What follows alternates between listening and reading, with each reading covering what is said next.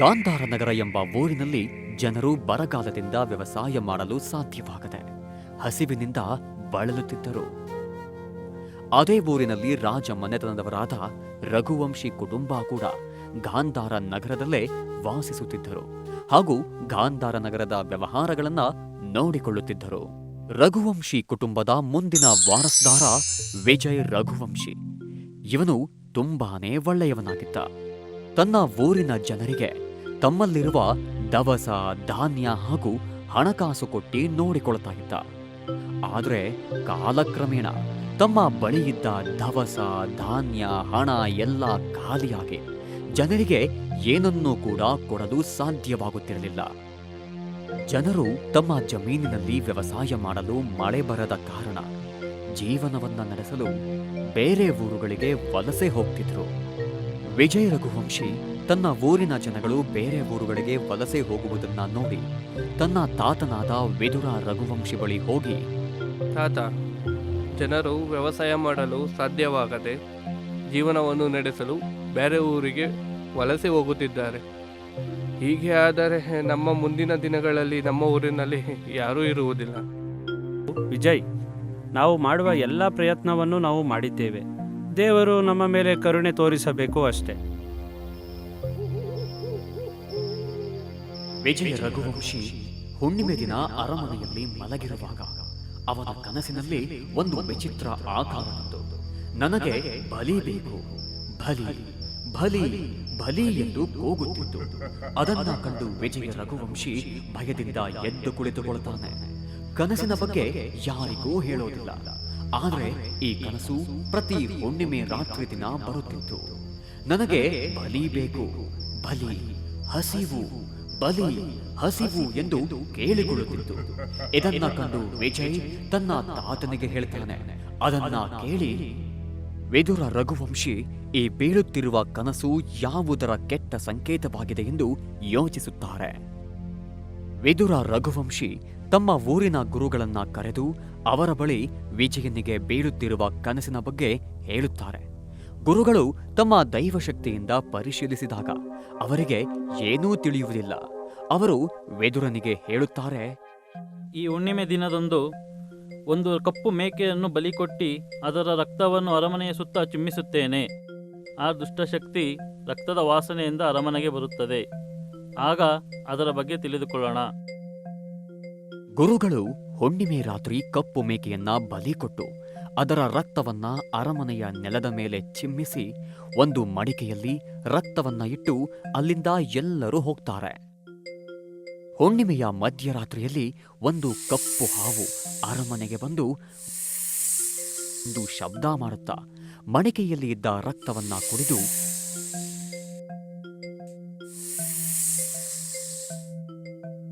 ವಿಕಾರ ಆಕೃತಿಯಲ್ಲಿ ಬದಲಾಗಿ ಹಸಿವು ಹಸಿವು ಬಲಿ ಎಂದು ಕಿರುಚಿ ಹೊರಟು ಹೋಗುತ್ತೆ. ಗುರುಗಳು ಮರುದಿನ ಬಂದು ನೆಲದ ಮೇಲೆ ಇರುವ ಗುರುತು ನೋಡಿ ಏನೂ ಗೊತ್ತಾಗದೆ ಮಡಿಕೆಯಲ್ಲಿ ಇರುವ ರಕ್ತವನ್ನ ನೋಡಿದಾಗ ಅದರಲ್ಲಿ ಒಂದು ಪ್ರತಿಬಿಂಬ ಕಾಣಿಸುತ್ತೆ. ಅದನ್ನ ನೋಡಿ ಗಾಬರಿಯಿಂದ ರಕ್ತ ಪಿಶಾಚಿ ಎಂದು ಹೇಳುತ್ತಾರೆ. ಅದನ್ನ ಕೇಳಿ ವಿದುರ ಹಾಗೂ ವಿಜಯ್ ಭಯ ಪಡುತ್ತಾರೆ.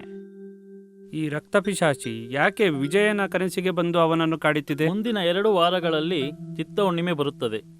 ಆ ದಿನದವರೆಗೂ ನಾನು ಉಪವಾಸ ಮತ್ತು ತಪಸ್ಸು ಮಾಡಿ ಕಾಟೇರನನ್ನು ಒಲಿಸಿ ಈ ರಹಸ್ಯದ ಬಗ್ಗೆ ತಿಳಿದುಕೊಂಡು ನಿಮಗೆ ಹೇಳುತ್ತೇನೆ.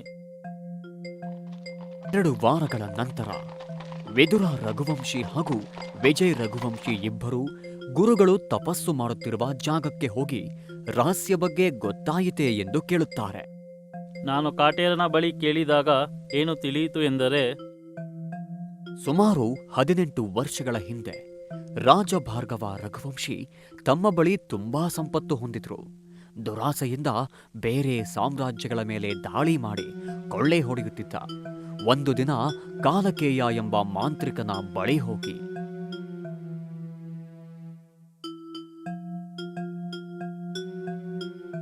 ಕಾಲಿಕೇಯ, ನಾನು ಜಗತ್ತಿಗೆ ದೊಡ್ಡ ಶ್ರೀಮಂತನಾಗಬೇಕು.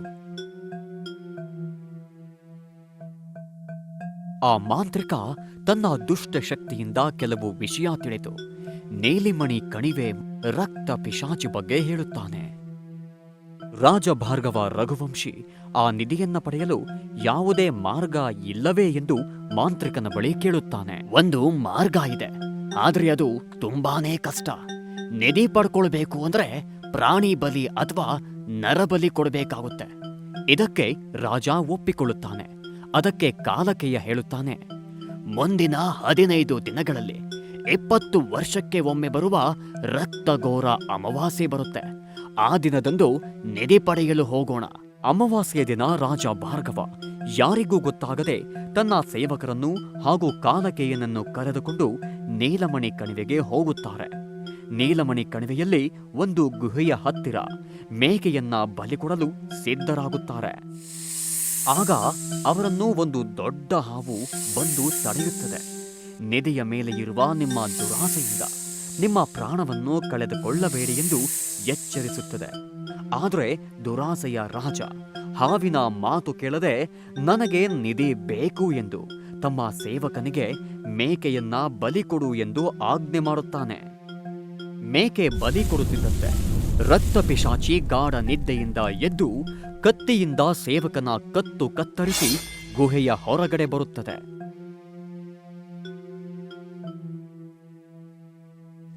ಗುಹೆಯ ಹೊರಗಡೆ ಬರುತ್ತಿದ್ದಂತೆ ರಾಜ ಮತ್ತು ಮಾಂತ್ರಿಕನನ್ನ ಬೆಂಕಿಯಲ್ಲಿ ಸುಟ್ಟಿ ಅವರನ್ನ ಕೊಲ್ಲುತ್ತದೆ. ನನ್ನ ಶಾಪ ನಿಮ್ಮ ಊರಿಗೆ ಬೀಳುತ್ತದೆ ಎಂದು ಇನ್ನು 100 ವರ್ಷಗಳ ಕಾಲ ನಿಮ್ಮ ಊರು ಬರಗಾಲದಿಂದ ಬಳಲಲಿ ಎಂದು ಶಾಪ ಕೊಡುತ್ತದೆ. ಈ ರೀತಿಯಾಗಿ ರಕ್ತ ಪಿಶಾಚಿಯ ಶಾಪ ನಿಮ್ಮ ವಂಶದ ಮೇಲೆ ಬಿದ್ದಿದೆ. ಗುರುಗಳೇ, ಇದಕ್ಕೆ ಪರಿಹಾರ ಏನೂ ಇಲ್ಲವೇ? ಪರಿಹಾರ ಇದೆ, ಆದರೆ ತುಂಬ ಕಷ್ಟ. ಅದು ರಾಜನ ಮಗ ಯುವರಾಜ, ಅಂದರೆ ನಿನ್ನ ಕೈಯಲ್ಲಿ ಮಾತ್ರ ಮಾಡುವುದಕ್ಕೆ ಸಾಧ್ಯ. ಏನು ಅಂತ ಹೇಳಿ ಗುರುದೇವ. ನನ್ನ ಅಪ್ಪನಿಂದ ಆಗಿರುವ ತಪ್ಪನ್ನು ಸರಿಪಡಿಸಲು ಎಷ್ಟೇ ಕಷ್ಟವಾದರೂ ನಾನು ಮಾಡುತ್ತೇನೆ. ಹಾ, ಅದು ಹೇಳಿದಷ್ಟು ಸುಲಭವಲ್ಲ ಯುವರಾಜ. ಈ ಪ್ರಕ್ರಿಯೆಯಲ್ಲಿ ನಿನ್ನ ಪ್ರಾಣಕ್ಕೆ ಕೂಡ ಕಂಟಕ ಬರಬಹುದು. ಗುರುದೇವ, ಅಪ್ಪ ಮಾಡಿರುವ ತಪ್ಪಿನಿಂದ ನನ್ನ ವಂಶ ಹಾಗೂ ಪ್ರಜೆಗಳು ಕಷ್ಟವನ್ನು ಅನುಭವಿಸುತ್ತಿದ್ದಾರೆ. ಅದಕ್ಕಾಗಿ ನಾನು ಈ ಸಮಸ್ಯೆಯನ್ನು ಪರಿಹರಿಸಲೇಬೇಕು. ಹಾಗಾದರೆ 20 ವರ್ಷಕ್ಕೆ ಒಮ್ಮೆ ಬರುವ ರಕ್ತ ಅಮಾವಾಸ್ಯೆ ಮತ್ತೆ ಮುಂದಿನ ತಿಂಗಳಲ್ಲಿ ಬರುತ್ತದೆ. ಆ ದಿನದಂದು ನೀನು ಒಬ್ಬನೇ ನೀಲಿಮಣಿ ಕಣಿವೆಗೆ ಹೋಗಿ ಒಂದು ಕತ್ತೆಯನ್ನು ಬಲಿ ಕೊಟ್ಟು ರಕ್ತ ಪಿಶಾಚಿಯ ಹಸಿವನ್ನು ತೀರಿಸಿ ಅದರ ಬಳಿ ಕ್ಷಮೆಯನ್ನು ಕೇಳಿಕೋ. ವಿಜಯ ರಘುವಂಶಿ ಗುರುಗಳು ಹೇಳಿದ ಹಾಗೆ ತಾನು ಒಬ್ಬನೇ ರಕ್ತ ಅಮಾವಾಸ್ಯೆ ರಾತ್ರಿ ದಿನದಂದು ಕತ್ತೆಯನ್ನ ಕರೆದುಕೊಂಡು ಹೋಗಿ ನೀಲಮಣಿ ಕಣಿವೆಯ ಹತ್ತಿರ ಗುಹೆಯ ಮುಂದೆ ನಿಂತು ಬಲಿಯನ್ನ ಕೊಡಲು ಸಿದ್ಧವಾಗುತ್ತಿದ್ದಾಗ ಜೋರಾಗಿ ಸುಂಟರ ಗಾಳಿ ಮತ್ತು ಮಿಂಚು, ಗುಡುಗು, ಸಿಡಿಲು ಬಡಿಯುತ್ತದೆ. ಆದರೆ ವಿಜಯ್ ಇದರ ಬಗ್ಗೆ ಭಯಪಡದೆ ಕತ್ತೆಯನ್ನ ಬಲಿ ಕೊಡುತ್ತಾನೆ. ಆಗ ಎಲ್ಲ ಕಡೆ ಮೌನದಿಂದ ನಿಶ್ಶಬ್ದವಾಗುತ್ತದೆ. ದೂರದಿಂದ ಹಾವಿನ ಶಬ್ದ ಬರುತ್ತದೆ. ಅದನ್ನ ಕೇಳಿ ವಿಜಯ್ ಭಯಪಡುತ್ತಾನೆ. ಆಗ ರಕ್ತ ಪಿಶಾಚಿ ಗಾಢ ನಿದ್ದೆಯಿಂದ ಎದ್ದು ವಿಜಯ್ ಹತ್ತಿರ ಬರುತ್ತದೆ. ಆಗ ವಿಜಯ್ ರಕ್ತ ಪಿಶಾಚಿಯ ಹತ್ತಿರ ತನ್ನ ತಂದೆ ಮಾಡಿದ ತಪ್ಪಿಗೆ ಕ್ಷಮೆಯನ್ನ ನೀಡಿ ಎಂದು ಕೇಳಿಕೊಳ್ಳುತ್ತಾನೆ. ಆಗ ರಕ್ತ ಪಿಶಾಚಿ ನನಗೆ ನಿನ್ನ ಬಲಿ ಬೇಕು ಎಂದು ಕೇಳುತ್ತದೆ. ವಿಜಯ್ ತನ್ನ ವಂಶ ಹಾಗೂ ಜನರಿಗೋಸ್ಕರ ತನ್ನ ಪ್ರಾಣವನ್ನ ಕೊಡುತ್ತಾನೆ. ಅದನ್ನ ನೋಡಿ ರಕ್ತ ಪಿಶಾಚಿಯು ಶಾಪ ವಿಮೋಚನೆಯಾಗಿ ತನ್ನ ವಿಚಿತ್ರ ರೂಪದಿಂದ ಶಕ್ತಿಯ ರೂಪಕ್ಕೆ ಬದಲಾಗುತ್ತದೆ ಮತ್ತು ವಿಜಯನನ್ನ ಜೀವಂತವಾಗಿ ಮಾಡುತ್ತದೆ. ಆ ಶಕ್ತಿಯನ್ನ ನೋಡಿ ವಿನಯದಿಂದ ವಿಜಯ್ ಕೈ ಮುಗಿದು ನೀವು ಯಾರು ಎಂದು ಕೇಳುತ್ತಾನೆ. ನಾನು ಒಬ್ಬ ದೇವಮಾನವ. ನಾನು ಮಾಡಿದ ತಪ್ಪಿಗೆ ನನಗೆ ಸಿಕ್ಕ ಶಾಪವಿದು. ನಾನು ರಕ್ತ ಪಿಶಾಚಿಯಾಗಿ ಬದಲಾಗಿ 100 ವರ್ಷಗಳಿಂದ ನಿಧಿಗೆ ಕಾವಲಾಗಿದ್ದೇನೆ. ನಿನ್ನಿಂದ ನನಗೆ ಶಾಪ ವಿಮೋಚನೆಯಾಗಿತ್ತು. ಹಾಗೂ ನಿನ್ನ ವಂಶ ಮತ್ತು ಊರಿಗೆ ಇದ್ದ ಶಾಪ ಇಂದಿಗೆ ವಿಮೋಚನೆಯಾಗಿತ್ತು ಎಂದು ಹೇಳಿ ಮಾಯವಾಗುತ್ತದೆ. ವಿಜಯ ರಘುವಂಶಿಯು ಅರಮನೆಗೆ ಬಂದು ನಡೆದಿದ್ದ ಎಲ್ಲಾ ವಿಷಯವನ್ನ ತಾತನಿಗೆ ಹೇಳುತ್ತಾನೆ. ಅಂದಿನಿಂದ ಊರಿನ ಜನರು ಬರಗಾಲದಿಂದ ಮುಕ್ತಿಯಾಗಿ ತಮ್ಮ ಜಮೀನಿನಲ್ಲಿ ವ್ಯವಸಾಯ ಮಾಡಿಕೊಂಡು ಸುಖ ಸಂತೋಷದಿಂದ ಜೀವನ ಮಾಡುತ್ತಿದ್ದರು.